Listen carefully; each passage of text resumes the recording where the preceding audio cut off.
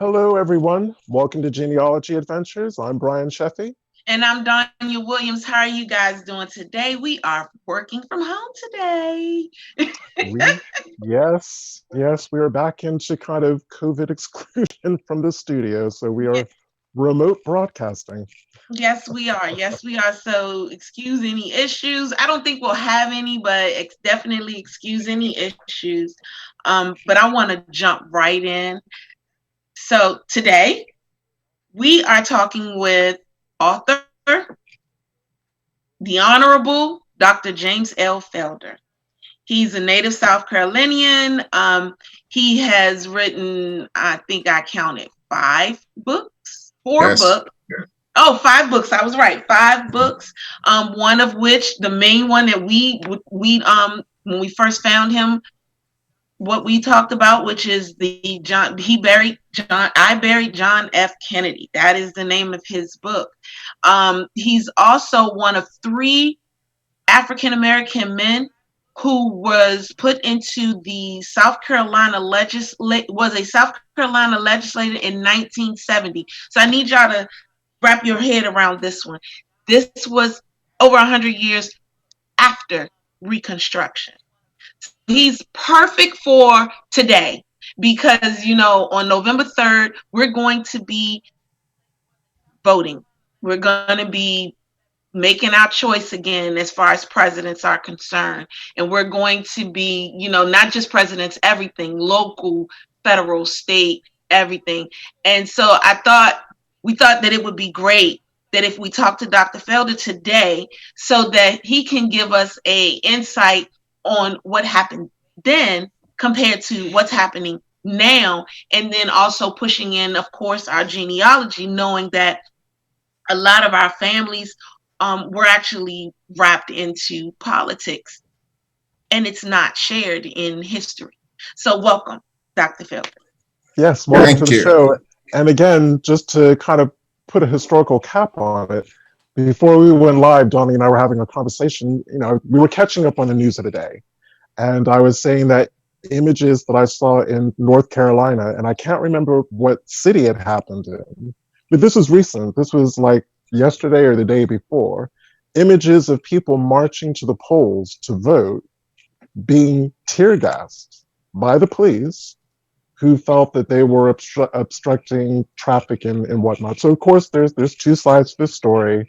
The media is in it, so we'll probably get the definitive thing. But the reason why I'm mentioning it is because it really did it just immediately took my mind back to the civil rights marches of the 1950s, where you see attack dogs and you see people being sprayed with fire hoses, with water. And literally, if you were to put those 2 images side by side, you would think that nothing had changed between the early civil rights movement and literally what's happening at the moment. So for that and many other reasons, Dr. Felder, welcome to the show. Thank you so much. Thank you for having me. Thank you for inviting me. So where do we start? Love it. So, go ahead, Brian. You go first. Let's start with your book. Let's start with all of the books, but mainly I Buried John F. Kennedy. You were the head casket team leader for probably the most loved president of the 20th century. How did that make you feel? What did that do for you? Being in the time period that you were in, and dealing with the things that was going on, the kind of man that he was. How did that make you feel? Well, at the time of Kennedy's death, I was a young soldier stationed at Fort Myer, Virginia, at Arlington National Cemetery. And my duties were burying the dead in Arlington Cemetery. When Kennedy was assassinated on November 22nd, 1963, I was what you would call a short timer. I only had 47 days left to serve in the Army. And so, of course, when you have that short period of time, if you're not going to make the military your career, you are job hunting. So that Friday afternoon, when Kennedy was assassinated, I was coming out of the Department of Agriculture from an interview when I saw these 3 ladies gathered around a taxi cab and crying. I went over nosy, asked what was going on.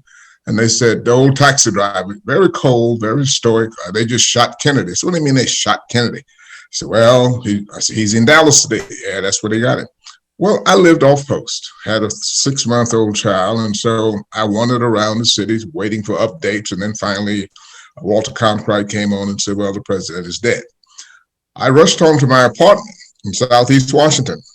Walked in the door, the telephone was ringing. It was my first sergeant. He said, Sergeant Felder, you heard what happened to President Kennedy? I said, yes. He said, well, your leave has been canceled. You've got to go to Dallas to pick up the president's body. So come on out here to Fort Myers, get your team together. We're going to helicopter you over to Andrews Air Force Base to go to Texas. Well, by the time we could get together and get transportation to Andrews and all of that, it was getting dark. And at that point, Lyndon Johnson wanted to get out of Texas. And so he took the oath of office, on Air Force One.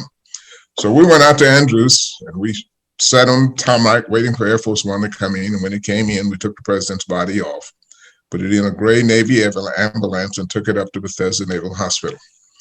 Now, how did I get involved? The military operates on seniority. So whoever's a senior person in any unit, detail, or what have you is automatically in charge. If you have 4 generals together and one is a 3-star and one is a 4-star and the other is a 3-star, the 4-star guy is in charge because he's a senior person there. I just happened to be senior NCO for funerals at Arlington Cemetery when Kennedy was assassinated. So there was never any discussion of who was going to head the casket team. For years, I would get the question, how did you, little black boy from Sumter, South Carolina, get selected to head Kennedy's casket team? Now, remember, this is 1963. This is before the Voting Rights Act. This was before the Civil Rights Act and all of that. Well, it's because the military has always been a step ahead of the rest of society. And so it was natural I fell into that spot. So after 20-some years, keep getting that question, I decided to write the book, I Buried John F. Kennedy, to tell about all the details, what had happened. Now, how did it begin for me? It began here in Columbia, South Carolina, Fort Jackson. I was drafted. I'd finished college. As long as I was in college, I got the deferments. The minute I graduated, the draft board started hunting me. Now, I'm in Atlanta, right? Finished Clark College, working at the post office, waiting to go to law school in the fall. And I got drafted. I went to my congressman, including Strom Thurmond from Edgefield, to see if I could. Hey, I said, listen, I'd gone to the Air Force, took all the tests, and they were going to put me in pilot training. Strom Thurmond and the other congressmen, no, once you get that draft notice, you've got to go to the Army. So I went to the Army, kicking and screaming. Spent 6 months here in Columbia at Fort Jackson, AIT, advanced infantry training, basic training, leadership school. And then one day, the old sergeant major fell out, the whole battalion. I'm going to cut this short. But he was trying to find some men to go up to Washington to try out for the honor guards. It's all voluntary. 10 of us made the cut out of 1,000. They sent us up to D.C., went over to Arlington Cemetery. They kept 2 of us out of the 10. That's how I ended up at Fort Myers and carrying President Kennedy's funeral. I was with the body from the time we picked it up at Andrews Air Force Base until he was buried 4 days later. I witnessed the autopsy. I witnessed the embalming, witnessed the selection of a second casket because the first casket, the handles on it got broken, so we had to change casket.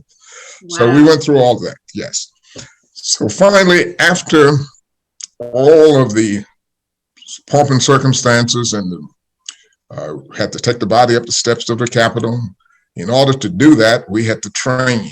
We went out to Arlington Cemetery. The steps behind the tomb of the unknown soldier, and you're familiar with Arlington, the steps behind the tomb of the unknown soldier are exactly the same as the steps at the U.S. Capitol. So we practice on what we call our dummy casket, the one we train on. We put sandbags in the casket. We put 2 guys on top of it to compensate for the weight, because Kennedy's casket with the body weighed 1,800 pounds. To practice, so we wouldn't have any missteps taking it up and down the Capitol. Well, anyway, finally, there's a day of the funeral, and we finally buried Kennedy on that Monday. My leave was reinstated. I was allowed to come home for Thanksgiving to Sumter, South Carolina for the Thanksgiving holidays.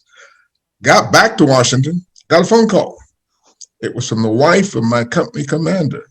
She said, Jim, Mike died last night. Mike was the 28-year-old captain. He was head of my company on the post. Died of a heart attack at his dinner table with his wife and 3-year-old. And she Wow. said, I want you to do Mike's funeral also. I said, well, I don't have any uniforms. I turned in everything. Remember, I'm short time. I'm trying to get out of there. So I borrowed a uniform and equipment, did Mike's funeral, and then I went back to the post. And I told my commander office, I said, in 10 days, I have buried the commander-in-chief, the president, and I have buried my company commander, Mike Groves. I am not going back in Arlington Cemetery for any more funerals. He looked at me straight in the eyes. Well, Sergeant Feld, you're still in the Army. You still got to come out here every day. And I did report it back every day in civilian clothes until I was released from the Army. After that, I didn't go back to Fort Arlington Cemetery for almost 20 years. And that was when Joe Louis died. Remember the old boxer? The brown bomber, they called him? Joe Louis died. He was living in Las Vegas. He was a greeter at Caesar's casino. When he died, his body lied in state there for 3 days, and then they brought him back to D.C. for burial at Arlington Cemetery. The one good thing that Ronald Reagan did, in my mind, was to grant an exception so Joe Louis could be buried in Arlington National Cemetery, because at that time, the rules had changed. Even though Joe had been in the military, everybody couldn't be buried in Arlington anymore. In order today, if you were going to be buried in Arlington Cemetery today, you must have been killed in action or spent 20 years in the military or get a presidential exception. Thurgood Marshall is buried in Arlington, had to get an exception for him because he was not military. So anyway, Jesse Jackson did this service, and he said, Jim, I want you to go with me. Jesse's from South Carolina, also a longtime friend, fraternity brothers. I'd spent time with him in Chicago and all that at Push. So we went to Arlington Cemetery to do Joe Louis's funeral. And that was the first time I'd been back in 20 years. So that's my story on Arlington Cemetery and President Kennedy. Now, 1963, it was the pivotal year of civil rights in this country. And it all began in February 1963. The Kennedys had a big party at the White House and invited over 1,000 persons of color, athletes, entertainers, everybody from Jim Brown to Bill Russell, Lena Horne, you name it, they were invited. 2 people declined the invitation, Martin Luther King Jr. and Malcolm X.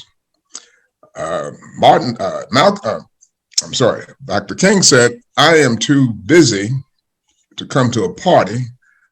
I'm planning my assault on Birmingham. The other person was A. Philip Randolph. It was A. Philip Randolph, head of the sleeping car porters. And he said, in that big booming voice, he said, Mr. President, I can't come to your party. I'm planning a march on Washington. Well, move on through 63. What happened? Dr. King did assault Birmingham. That's where you saw the dogs and the fire hoses and all of that. Later on, the Kennedys finally got the message that they needed to do more on civil rights. July 1963, President Kennedy went on national television and proposed some legislation, some civil rights legislation to Congress. The next day, or later that same night, Medgar Evers was assassinated in Mississippi. I did Medgar Evers' funeral. This is 63 then. So the summer went on. August 1963, there was the big march on Washington, spearheaded by A. Philip Randolph and Bayard Rustin and Roy Wilson of the NAACP and Rand Young of the Urban League. That was August. September 1963, there was a bombing at the 16th Street Baptist Church in Birmingham where the 4 little girls were killed. A good point in 1963 was later that year, the University of South Carolina here in Columbia finally desegregated. Clemson had desegregated earlier that year. And then, of course, in November, Kennedy was assassinated. So 1963 was a pivotal year. A lot happened that most people forget or don't tie it together. But 63 was the year that changed much. Lyndon Johnson picked up the mantle, and he vowed that he would do what Kennedy couldn't do, is push through some civil rights legislation. And he did the next year in 64. The next year in 65, he pushed through the Voting Rights Act. That's when I got involved. I was coming out of Howard University Law School, Vernon Jordan came up, dragged me back to South Carolina to do voter registration in 67. When I arrived here, we only had 50,000 Black voters in South Carolina of the whole state. Black elected officials, we only had 8. 4 of them were in a little town called Eastover, not far here from Columbia, and the other 4 were down in Beaufort, South Carolina. We put on a massive voter registration drive, and in an 18-month period, we registered over 200,000 Blacks. Strom Thurmond from Edgefield. Sorry about that. Can I just jump in really quickly with the question? Yes. Why was the level of voter registration so low? Good question. In those days, the voter registration office was only open 2 days a week. Wow. And Okay. 2 days a month. I'm sorry, 2 days a month. Oh my 2 God. days a month. 2 days a month. And all the registrars were white. And you went in and you were at their mercy. And they will ask you dumb questions like how many bubbles in a bath of soap, how many jelly beans in a jar.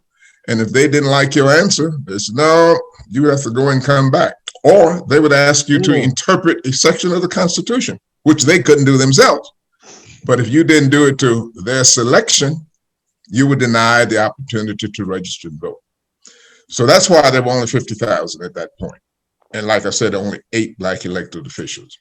But after that massive drive, it opened the door in South Carolina to elect more Black elected officials. Strom Thurmond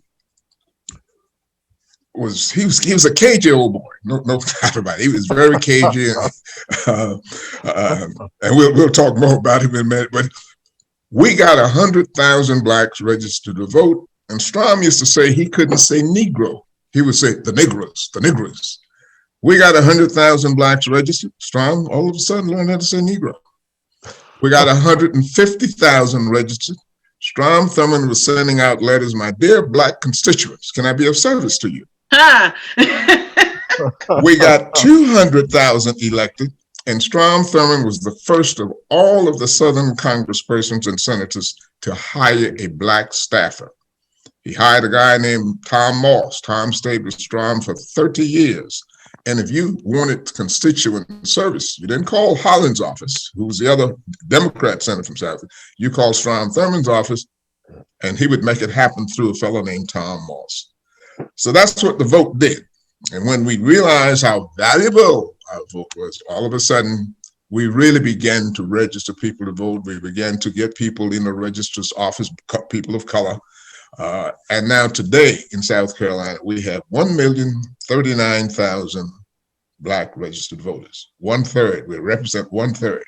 That is so awesome. And it actually goes right into a question now. So with all of that you've just, revealed to us, first of all, I don't know about y'all, but I'm just like dumbfounded with the information that he just rolled off of his tongue like it happened yesterday. So, but the thing is that you just made one particular thing the statement that just stood out to me, and that was how strong. That's when we realized how strong our vote was. Do you think that is because this kind of history that spilled out? Do you think that this history is what's missing and why so many people, Black people, don't vote today? Because you guys went through a lot to get the vote. And now, we have so many people of color. I'm not even talking about just Black people. I'm talking about Hispanic, Latino, Hispanic, Latino together, Asian, whatever. It's people of color that don't vote the way that they should vote, and just forget about that whole thing. Do you think that not knowing this history has a lot to do with that? Because it's forgotten. Yes, it does. And that's why I decided to write the book, Civil Rights in South Carolina, so we could have a picture of what we've come through, where we are, and where we're going. We don't do enough of preserving our history. And that was the reason for that book. And the other books, preserved the lives of individuals. But we did not know that. So the more, my book is now used at the University of South Carolina and most of the colleges in South Carolina, they use it as part of the text and teaching civil rights courses because it wasn't there before. We just didn't know our history as such. But I came along at a time when so much was developing that I decided long ago that I was some point I was going to pull all of this together in writing form. And that's what I've attempted to do. And I still have some more to do. But once we learned the value of it, as a result of that, today there's 928 Black elected officials in South Carolina. Everybody from the U.S. Senate, Tim Scott, Jim Clyburn in the Congress, to Steve Benjamin, mayor of Columbia, and we have mayors in most of the major cities here in South Carolina, all because we finally realized the power we had in the vote. As a result of that, what's going on today? Jamie Harrison, giving Lindsey Graham all he can handle. Yes, he is. And we really expect to pull that off. If we can turn out 80% of the African-American vote, and I think we can, we're on the way there. We did it with Obama, we did 76%. But we're finding at this race, Jamie Harrison has woke up more people than Obama did. So we expecting to really, you can expect to see some real change in South Carolina on Tuesday. But again, we had to really teach and preach and talk about what we are doing, how much power is in the vote. And that's how we are where we are today. Now, when I ran in 1970, it was the first since Reconstruction that we were able to elect 3 Blacks to the South Carolina House of Representatives. And in those days, we didn't have single member districts. We had to run at large. That's why we could never get a Black elected. He had to run at large in a county. And in most counties, whites outnumbered Blacks. But in 1970, I must say, some young white Turks, we call them, stuck their heads out and supported us and campaigned with us. So I got elected in Columbia. I.S. Levy Jensen got elected in Columbia, and Herbert Fielding got elected in Charleston. Jim Clyburn also was a part of that team. He went to bed knowing he had won down in Charleston. Woke up the next day when the absentee ballots were finally counted. Remember, absentee ballots were finally counted. He lost, but that didn't stop him. He kept running for various offices, and of course, now you know where he is today. But it all started in 1970. Wow. Well, I've got a question for you. So when we learn about the civil rights movement of the 60s, which happened literally right before I was born, we see like the big headlines and the big marches and the standoffs with the police and the speeches. I've always been curious about what were the more kind of passive forms of resistance that African American and people of color actually adopted. So maybe not out there marching and banging the drum and giving speeches or going on the stump. What do they do things like boycotting buying from certain stores, or what were the more passive forms that they took? You put your finger on it. Selective campaigns, we called them. We didn't call them boycotts because that was against the law to boycott back in those days. Remember, the NAACP got put out of Alabama because of boycotting. It took many years for them to get organized again. So there were selective campaigns where we would agree to target one segment of the community. Grocery stores maybe on this time. Next time we would boycott the dairies, the ice cream places. That's what was happening. And when business people start losing money, they then change their attitude and behavior about what is happening in a community. Orangeburg, South Carolina was a good example. The bowling alley there, where ultimately there was a massacre in Orangeburg where 3 students were killed and 27 others were hurt because of the boycotting of the bowling alley or attempting to integrate the bowling alley. But specifically, little resources were available. However, people would had to raise money to get people out of jail. They would sell cakes and pies and do whatever they could with whatever limit their resources they had in order to keep us out of jail or to get us out of jail for bail money, because the white bail bonds wouldn't even think about bailing us out. So those are some of the subtle things in the background that were happening during that time. Yes. Okay. The boycott was one. Yes. Thank you. My follow-up question, and Afiba, if you wouldn't mind putting up that picture. So while Afiba's looking for that, for those of you joining the show, Afiba is our wonderful producer. We love him to bits. It's my perception that every time that people of color, and specifically African Americans, have fought for civil rights, social justice, police reforms, we're deemed radical. And the picture that I hope is going to be coming on the screen is actually an image taken during the Reconstruction period. Here we go. I see. I'm looking at it. Yeah. A lot of very handsome, stately gentlemen. I believe these were all senators coming from the South. Now, these were Republicans. This was back in the days when the Republican was a very different party than what it is today. So don't think we're talking about the same party to the audience.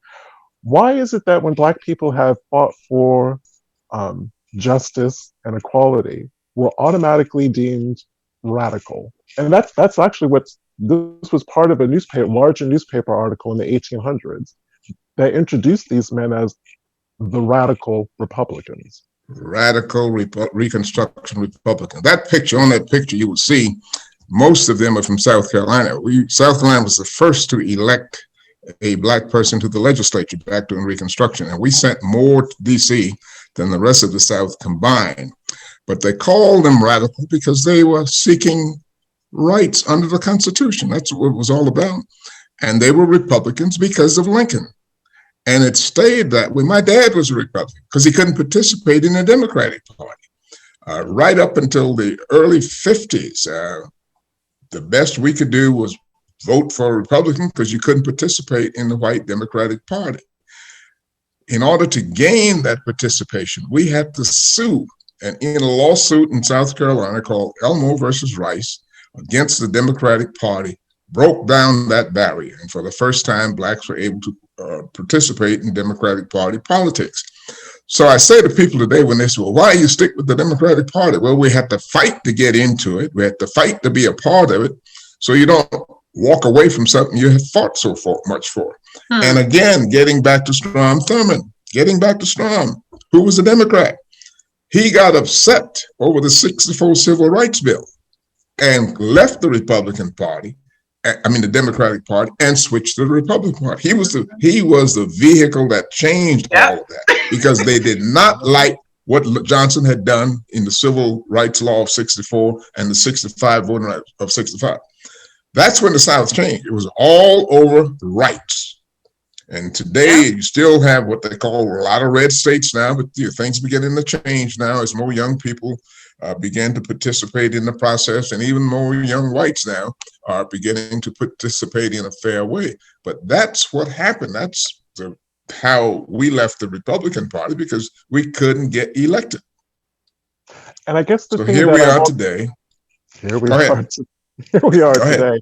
And I guess the missing puzzle piece for me has always been when we as a people fight for civil rights, police reform, social justice reform, we never have fought for just ourselves. We may put Black faces to it and brown faces to it, but specifically poor whites stood to gain just as much as we did. It was never all about us.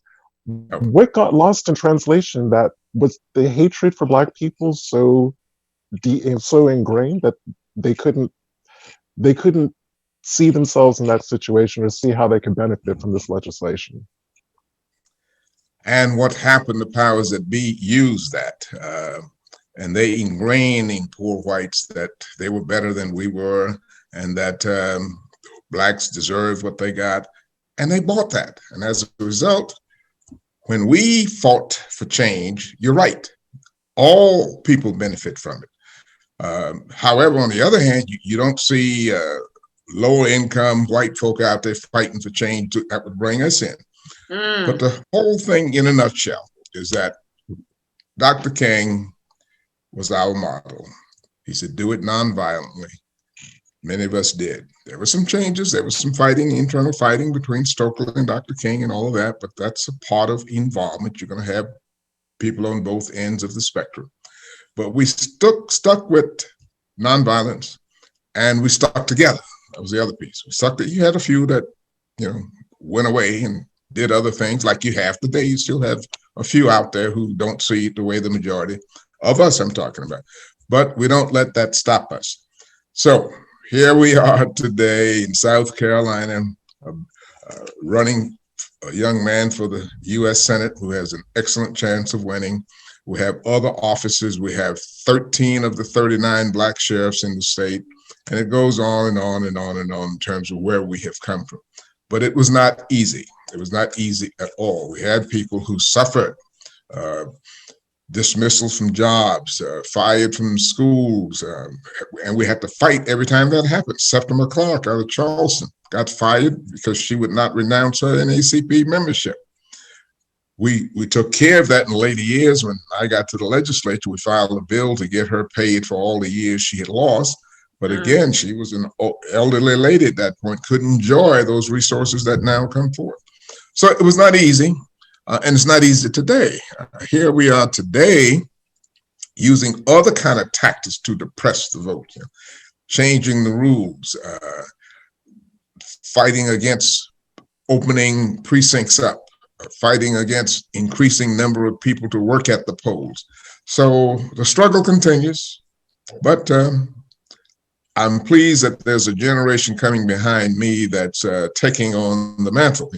At 81, I need to just be reading my newspaper and drinking coffee in the morning, but I can't do it just yet. Jim Clyburn can't do it just yet. He turned 80 the other day. So we still see some fights out there. And as the preacher who was at Dexter Street Baptist Church in Montgomery, Alabama, who Dr. King replaced, he would say, if you see a good fight, get in it. And so here we are. We see some good fights out there, and so we're still getting in it. So how does it feel? Go ahead, Brian. Yes. Hopefully this is a really quick one. I'm just trying to think how to phrase it. How do people of your generation feel when you're hearing rhetoric today that you could have lived it from the 1950s and the 1960s? In particular, I'm thinking about Jamie Harrison's first debate with Lindsey Graham. When Lindsey said there is a place for young Black African Americans in South Carolina, so long as they're conservative. He said that. He could have been a Democrat from the 1880s or the 1890s saying exactly the same thing. You are absolutely right. And we have let him know that we did not appreciate it. But you're right. He's a throwback to the days of George Wallace and all the others. He's just dressed up in a better suit and tie, but he is still harboring the past. He wants to go back to the past. And that's why he needs to be retired. And we're doing everything we can to do it. And I'm so pleased as I ride through white neighborhoods here in South Carolina, and I see Jamie Harrison signs in their yard. I mean, I almost want to cry sometimes because I realize how far we have come. That would have never happened back then. But that's where we are today. But you still have the Lindsey Grahams out there. And of course, 45, this president, he opens the door with his dog whistles for all these other groups, skinheads and Klansmen and all of that, to come out of the woodwork. Yes, he has. Divisive. I've never seen a president that divisive in my life, but that's what he is. But I think people finally caught on to him. And so that's why we're seeing long lines at early voting all over South Carolina. Even yesterday, the lines were around the building and down the block.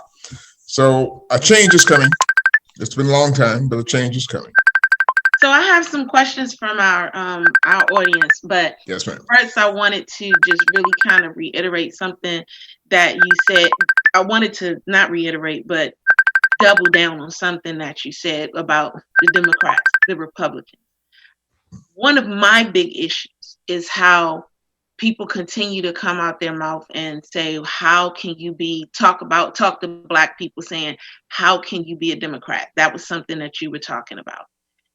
I need for people to understand that during that time period, they were both racist. Let's be clear. They were both a racist group of people. There was not one that was different from the other. Lincoln did what he did for reasons, not because he was trying to do something different. This has been found. This is read. This is in books. You can find it. And I definitely enjoy the fact that you came in with the fact explaining where the change happened. And that it was somebody like Strom Thurmond, because when you and I first had our first conversation, one of the things that you pointed, that I said, and you pointed out to me that I was correct, is that South Carolina was really the hub for the restart of America. And so looking at Strom Thurmond being the reason why, or, the catalyst of why everything switched from Black people being Democrats, from Black people being Republicans to Black people being Democrats, this makes all the sense in the world. And I'm just going to say it again. Thank you for being on this show and for sharing for sharing this type of knowledge. It also puts an emphasis on, because one of our people who asked the question that I'm getting ready to ask, he also said, I've heard many say your ancestors died so that you could vote. Not so in my family history. They seem generally uninterested in politics. But you've pointed out just now that politics didn't have to have anything to do with you being, your ancestors died for voting. You just pointed that out. Just because they went to vote. And I'm so happy. So I just wanted to say that part. But his question was, did you have to take the Harriet Tubman approach to fire up the interest within the African American community to vote? Oftentimes we did. Communities were different. You got to remember, South Carolina is like divided into three areas. You have the Low Country, we call it, Charleston, Beaufort, all that area. You have the Midlands, which is the Columbia, Orangeburg, Sumter area. And then you have the Upstate, Greenville, Spartanburg, three distinct regions. And politics is different in almost each region. It looks like they're beginning to come together now. But if you lived in the Low Country, where most Blacks were concentrated during that time, it was much tougher if you lived up in the Greenville area. And what you did have going on up, there's a lot of interracial marriages and all of that. Columbia was more subtle with it because the capital is here and mostly it's a government town, but you have to deal with each region in a different way. Most of the marches here in South Carolina occurred in Columbia and Sumter and Charleston. Greenville didn't have much. Now, Jesse Jackson did launch in high school march against the library because they wouldn't let him use it. But we are less populated in the upcountry, as we call it. So the focus starts in Columbia and moves south. And each region differs a little bit. The culture is a little bit different. You got more farming. Well, you used to have more farming. Now you've got Boeing and Boeing making airplanes in Charleston and all that. Now, South Carolina is changing for the better. No question about that. But you still have lingering some of the old culture from the past. And Lindsey Graham is stuck into that. Lindsey's daddies, they were Democrats. He became a Republican in later years during the Strom Thurmond period. But South Carolina was a solid Democratic state. Yeah. And that's why we couldn't get much done, because we were left out. So we had to fight to get into the party. And then the minute we got in, Strom jumped ship and led many more with him because he didn't want us to be a part of the Democratic Party. So hence the Red South and where we are now. And then we have another question from Jay Spears. Thank you, AE, for asking that question. And then we have another question from Jay Spears. With all you've gone through and witnessed firsthand, is your cup regarding our conditions in this country currently half empty or half full, and why? It's half full because it was completely empty not too long ago when I came on the scene, almost, when we only had 50,000 Black registered voters and 8 Black elected officials. So it is half full and moving up. I have 2 grandsons. One's at Clemson and the other one's at the College of Charleston. they don't really know segregation. They grew up in high schools where kids, black and white kids, have sleepover parties at their homes. They play soccer together and all. So they haven't experienced it. So I have to keep loading them up with the past so we don't repeat it again. But the point, I guess the point I'm trying to make is that we have come a long ways, and the glass is half full, might be 3/4 full now. If we elect Jamie Harrison, we can almost say it is full now. But that's where we are. Yes, the glass is more. It's not half empty. It's half full plus. Well, following suit on that, you're okay. So it's half full plus in South Carolina. What about the rest of the state?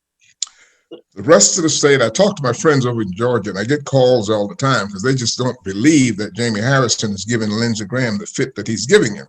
And they want to know, what do we do over here to make that happen? I spent a good 5 years in Atlanta, Clark Atlanta University. I was student body president. Julian Bond and I and Lonnie King, we led the sit-ins in Atlanta. So I have a lot of friends back there, and we always watching what each other's doing in each other's state. And so I get that question from them is, what are y'all doing over there that we're not doing here for you to advance as far as you've gone? South Carolina is only half the size of Georgia, but things are beginning to happen in Georgia. I exchanged with them our strategies, and it looks like it's beginning to work. Looks like Georgia may elect a black senator over there in terms of Womack.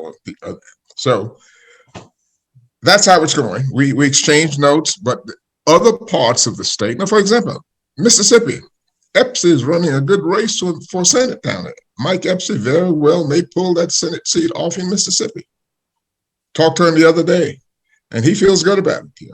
So other places things are happening. You just don't get all the news all the time from the rest of the country as to what is going on.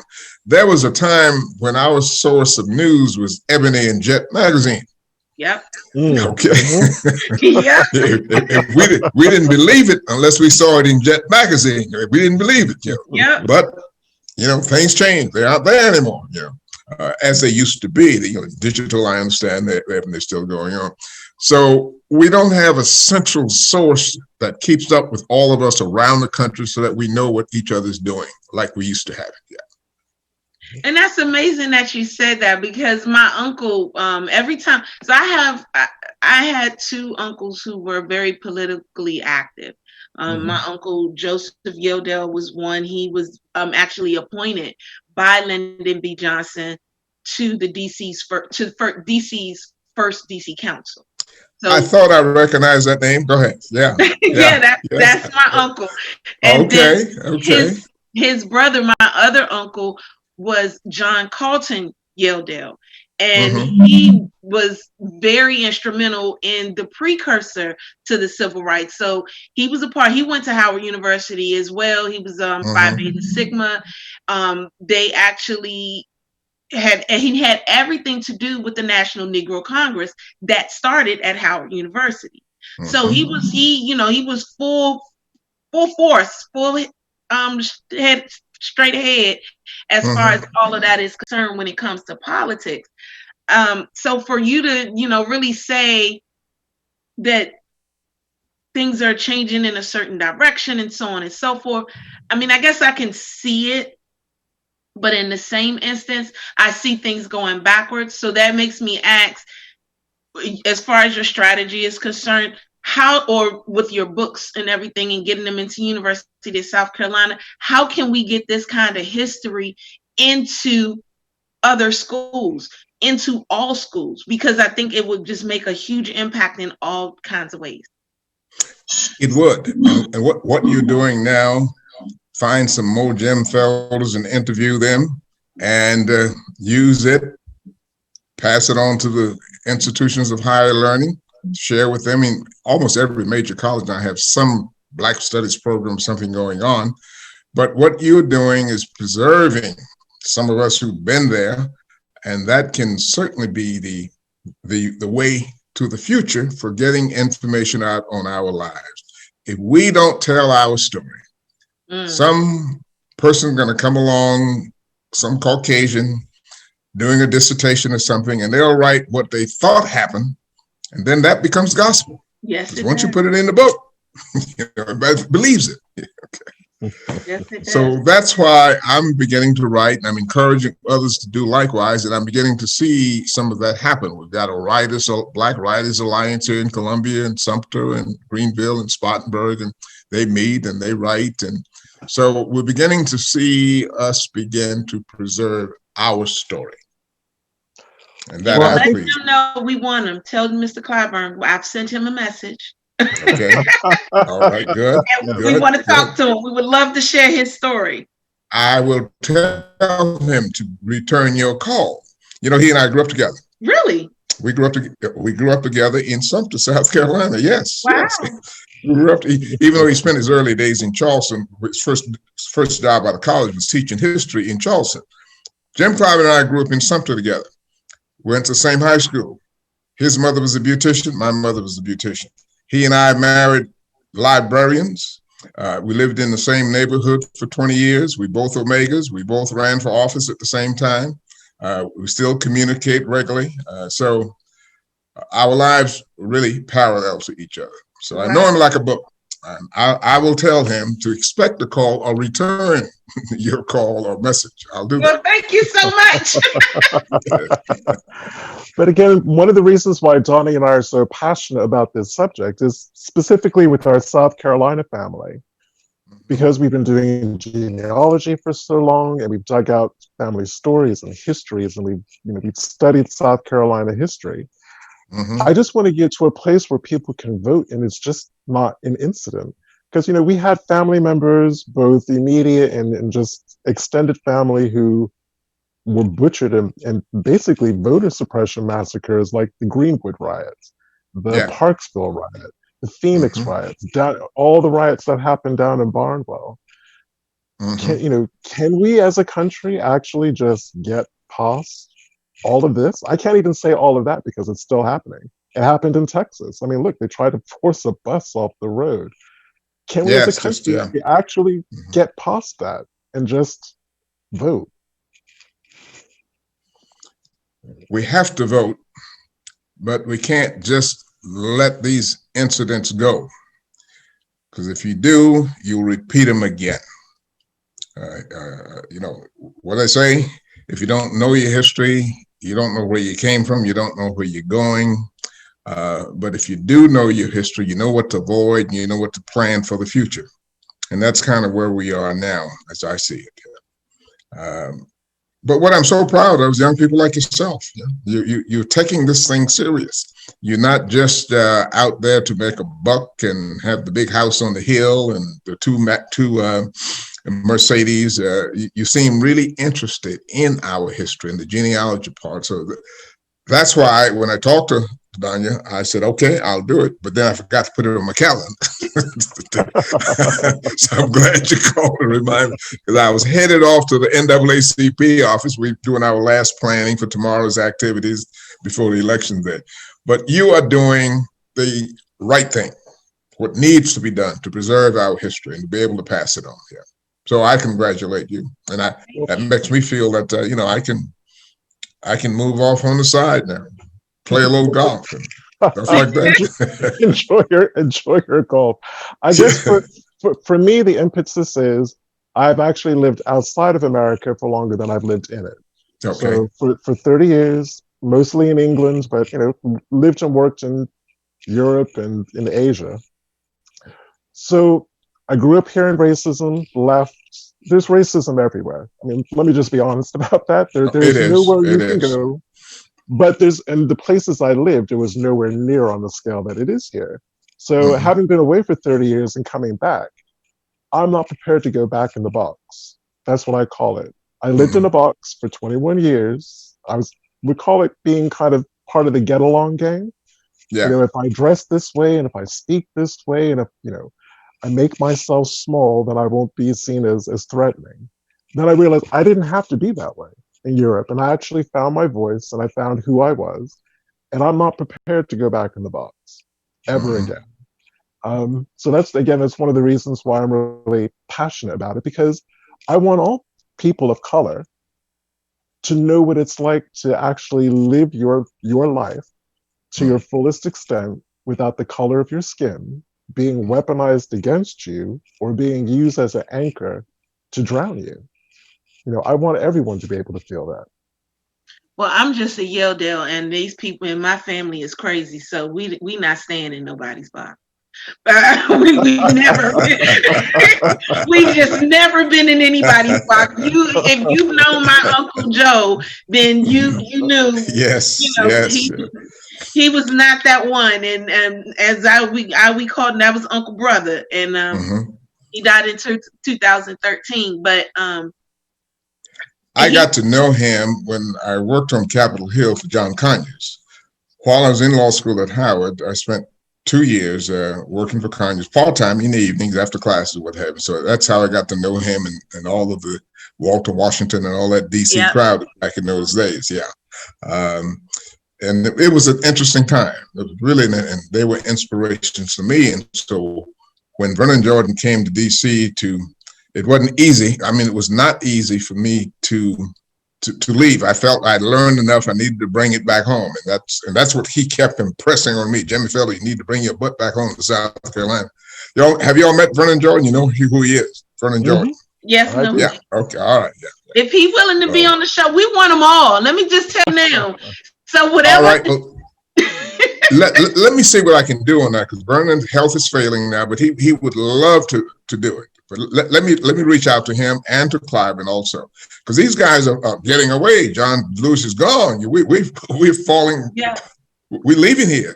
So those of us who are still around and still have some stories or knowledge that they can share, you need to be able to get that. All right, I'll make it a promise. Vernon and Jim Cliven, I'll work on those for you. Awesome. Thank you so much. We have one more question, and if you could answer it real quick, that would be awesome. Okay. Why is Malcolm X considered radical by the white establishment regarding his civil rights activism? Now, before you answer, someone tried to answer for her, and basically they said because he stopped espousing King's peaceful movement and began preaching violence as whites saw it. In essence, he felt peace wasn't enough, that whites were being violent in the extreme and getting away with it, so people needed to meet fist to fist, clubs with clubs, and handled with axe handle, and create a fearful voice. I don't see that, because eventually Malcolm X went on more to the peaceful side. So what are your thoughts? I wish we had more time. Malcolm X came to Atlanta to Clark College, our dormitory, and we debated. This is 1960. We debated him all night long. I mean, literally, we were up all night long debating with Malcolm X. And that's when I really got a chance to see the man look into his soul, so to speak. Malcolm, whites were afraid of him because they were afraid of what he could do to lead Black folk. He wasn't a mean guy, but I mean, he was smart. He was intelligent. He was well read, and on top of every issue. And they just didn't like that. And of course, there was a little spat with him and King, but they worked that out. They worked that out, you know. But the interesting thing about that visit that night, we had a meeting over at Atlanta University. This was before Clark and Atlanta merged. That same night, and I was over there at that meeting with the editor of the Atlanta Journal-Constitution. One of my frat brothers came over and said, "You better come over to the dormitory. Malcolm X is over here." I went over there. Some little white ladies followed me over there. I said, "Well, come on in." They said, No, we don't want to go in, but we want to see him." So here are these little white ladies standing up, peeping in the window to see Malcolm X live. Okay, on Clark College campus, 1960 spring. But no, Malcolm was brilliant in my book. He was brilliant. But he spoke a line that white folk feared. They feared that his strength, his leadership, just like Dr. King, you know, both of them got assassinated, different reasons, but different colors, I guess you might say. But that was the problem that white America had with Malcolm. Then at the end, he went full circle. Mm-hmm.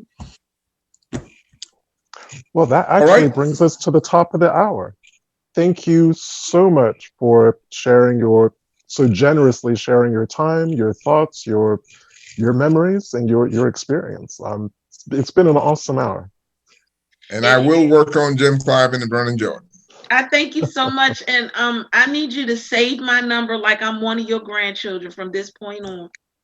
I'll lock it in my phone. Just save it, because I'm so in awe with you, and yeah, I'm just, it's not often you can come across someone who can give you stories. I mean, you just dropped like 7 names in this during this hour of people that were friends of yours, and you grew up with, and you worked with, and you know, all of those things. And I think I'm even more honored to know that one of them friends was my uncle. So it's just like, it's amazing to me that, I mean, I'm gonna sit down and have a talk with my uncle after all this is over, because just, you know, spiritually thinking, he was a great man, and you just yes, put on top of that icing for him. So it has been an absolute pleasure. And thank you as well, everyone, for joining us at home.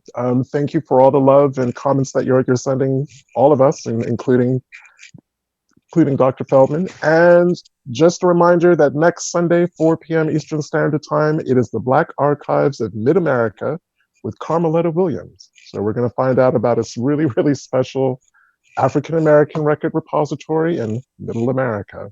Yes. So until then, we will see you next week at 4 o'clock. Have a brilliant Sunday. Yes, I'm Danya. You guys have a good Sunday. Thank you. Dr. Felder, I will